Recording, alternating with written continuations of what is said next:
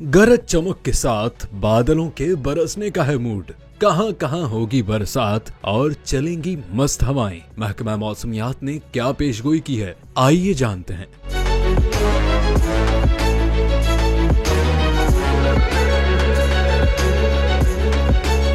मुल्क के मैदानी इलाके तो रहेंगे बारिश से महरूम और रहेगा उन इलाकों में मौसम खुश्क, जबकि बालाई खैबर पख्तूनख्वा, गिलगित बल्तिस्तान, कश्मीर और बालाई पंजाब और इस्लामाबाद में मतला अबरालूद रहने के अलावा तेज हवाएं चलने और गरज चमक के साथ बारिश और बुलंदोबाला पहाड़ों पर हल्की बर्फबारी का इम्कान है।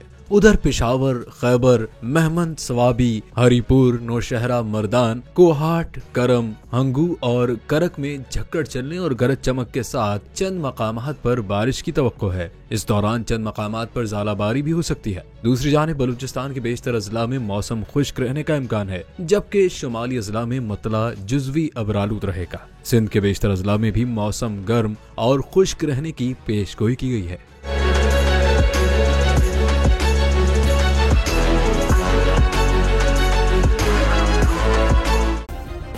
सब्सक्राइब करें और बेल दबाएं ताकि कोई खबर रह न जाए।